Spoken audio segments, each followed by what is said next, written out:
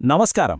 నిజాం పాలనలోని తెలంగాణ అంటే మనకు అణిచివేత గుర్తొస్తోంది కదా. కాని కేవలం అదే కాదు, దానికి వ్యతిరేకంగా అంతే బలమైన ఉద్యమాలు కూడా పుట్టాయి. మరి ఈరోజు ఆ ఉద్యమాలకు ఊపిరిపోసిన కీలక సంఘాలేంటి, వాటిని నడిపిన నాయకులెవరు, వాళ్ల ఆశయాలను ప్రజల్లోకి ఎలా తీసుకెళ్లారు, ఇలాంటి విషయాలన్నింటినీ లోతుగా చూద్దాం. ముఖ్యంగా గ్రూప్ 2 లాంటి పోటీ పరీక్షలకు ప్రిపేర్ అయ్యేవాళ్లకి ఇది చాలా చాలా ముఖ్యమైన టాపిక్. సరే, మన ప్రయాణం ఎలా సాగుతుందంటే ముందుగా ఆనాటి పరిస్థితులు ఎలా ఉండేవో అర్థం చేసుకుందాం. వాటివల్లే వర్తక సంఘాలు ఎలా పుట్టాయో, కుల సంఘాలు ఎలా చైతన్యం పొందాయో చూద్దాం.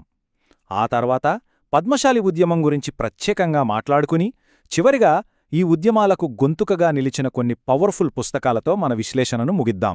అసలు ఈ సంఘాలన్నీ ఎందుకేర్పడ్డాయి? ఏ శక్తి వాళ్లందర్నీ ఒకటి చేసింది? సమాధానం ఒకటే: ఆనాటి నిజాం పాలనలోని అణచివేత. ముఖ్యంగా వ్యాపారులు, చేతివృత్తులవాళ్లు తీవ్రమైన ఆర్థిక దోపిడీకి గురయ్యారు. ఆ పరిస్థితులు ఎంత దారుణంగా ఉండేవో ఇప్పుడు చూద్దాం. అంటే పరిస్థితి ఎలా ఉండేదంటే, నిజాం ప్రభుత్వ అధికారులు అంటే దేశ్ముఖులు, పటేలుంటారు కదా, వాళ్లు వ్యాపారుల దగ్గరికెళ్ళి సరుకులను ఫ్రీగా లేదంటే ఏదో నామమాత్రపు ధర ఇచ్చి బలవంతంగా తీసుకెళ్లేవారు. ఇది ఒక రకంగా వెట్టి చాకిరే. ఈ దోపిడీ వల్ల అసలు వ్యాపారం చేసుకోవడమే కష్టమైపోయింది. ఇక లాభం లేదనుకుని తమ హక్కులను కాపాడుకోవడానికి వాళ్లంతా ఏకమవ్వాల్సి వచ్చింది. అదే అసలు కథ. ఈ అన్యాయాన్ని ఎదుర్కోవడానికి వర్తకులు ఊరికే ఆవేశపడలేదు. చాలా పద్ధతిగా, అధికారికంగా సంఘాలను ఏర్పాటు చేసుకున్నారు. వాళ్ల తిరుగుబాటు ప్రస్థానం ఎలా మొదలైందో, ఏ సంఘాలు పుట్టాయో ఇప్పుడు చూద్దాం రండి. ఇక్కడ మనం 2 చారిత్రాత్మక సంఘాలను చూస్తున్నాం. ఒకటి 1922లో సూర్యాపేటలో పువ్వాడ వెంకటప్పయ్య, బాగరి లక్ష్మయ్యగారు స్థాపించిన వర్తక సంఘం. మరొకటి భువనగిరిలో ఆరుట్ల లక్ష్మీనరసింహారెడ్డిగారి చొరవతో ఏర్పడిన మిత్రమండలి. ఈ 2 సంఘాలే తెలంగాణ వ్యాపారుల ఐక్యతకు, భవిష్యత్ ఉద్యమాలకు బలమైన పునాదులు వేశాయన్నమాట. ఈ టైంలైన్ చూస్తుంటే ఒక విషయం స్పష్టంగా అర్థమవుతుంది. ఈ ఉద్యమం ఎంత వేగంగా వ్యాపించిందో చూడండి.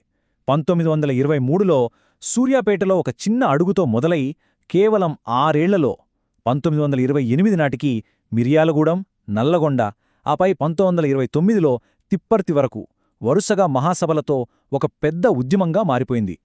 ఇది వాళ్ల సంఘటిత శక్తికి ఒక పెద్ద నిదర్శనం. ఈ తిప్పర్తి మహాసభకు పులిజాల వెంకటరంగారావు గారు అధ్యక్షత వహించడం ఒక టర్నింగ్ పాయింట్ అని చెప్పొచ్చు. కేవలం నాయకత్వం పరంగానే కాదు, ఈ సభ నుంచే వర్తకుల ఆకాంక్షలకు అక్షర రూపమిచ్చిన ఒక కీలకమైన పుస్తకం కూడా బయటికొచ్చింది. దాని గురించి మనం ముందు ముందు మాట్లాడుకుందాం. వర్తకులు వాళ్ల ఆర్థిక హక్కుల కోసం పోరాడుతుంటే, సమాంతరంగా తెలంగాణ సమాజంలో మరో నిశ్శబ్ద విప్లవం నడుస్తోంది. అదే సామాజిక చైతన్యం, ఆత్మగౌరవం, విద్య, సంస్కరణల కోసం రకరకాల కుల సంఘాలు ఎలా ఏకమయ్యాయో ఇప్పుడు చూద్దాం. ఈ స్లైడ్ చూస్తే ఆనాటి సామాజిక చైతన్యానికి అద్దం పడుతుంది. 1918లో రాజా బహదూర్ వెంకట్రామిరెడ్డిగారు స్థాపించిన రెడ్డి హాస్టల్ కావచ్చు, లేదా 1922లో జి రామకృష్ణయ్య గారి అధ్యక్షతన ఏర్పడిన ముదిరాజ్ మహాసభ కావచ్చు. ప్రతి సంఘం కూడా తమ వారి విద్య, అభివృద్ధి కోసం ఇలాంటి సంస్థలను ఏర్పాటు చేసుకోవడం నిజంగా గమనించాల్సిన విషయం. ఓకే, ఇక్కడ ఈ టేబుల్ చూస్తే మనకొక క్లియర్ పిక్చర్ వస్తుంది.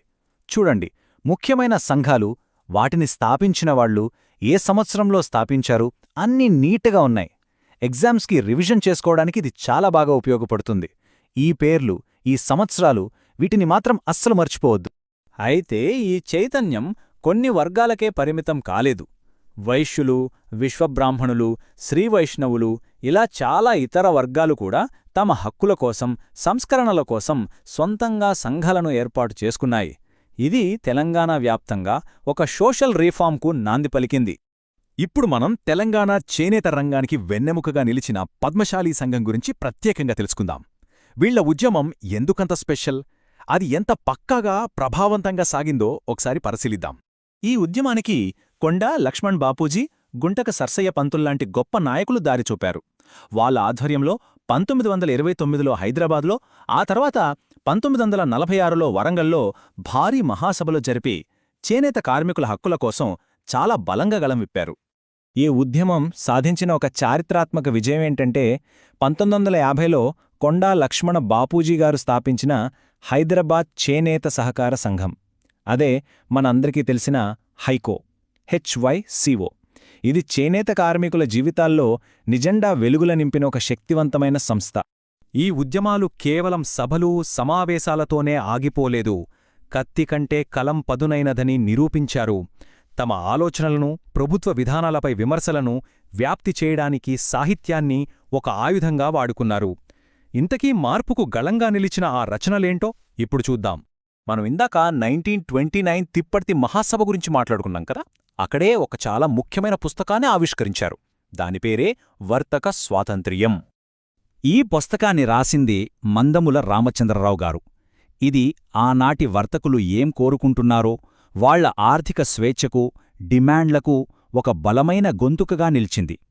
సరే, ఇక సామాజిక అభ్యున్నతి విషయానికి వస్తే మున్నూరు కాపు సంఘం కోసం కూడా ఒక ప్రత్యేక గ్రంథం వచ్చింది. దానిపేరు మున్నూరు కాపు కులాభ్యుదయం.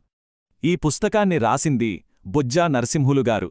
ఇది మున్నూరు కాపు సంఘం ఐక్యతకు, వాళ్ల లక్ష్యాలను ఒకటిగా చేర్చడానికి చాలా కీలక పాత్ర పోషించింది. చేనేత కార్మికులపై అన్యాయంగా వేసిన మగ్గం పన్నును డైరెక్ట్గా ప్రశ్నిస్తూ ఒక పుస్తకం వచ్చింది. దానిపేరే మొహత్తుర్ఫ మగ్గం పన్ను. దీన్ని మాటేటి పాపయ్యగారు రాశారు.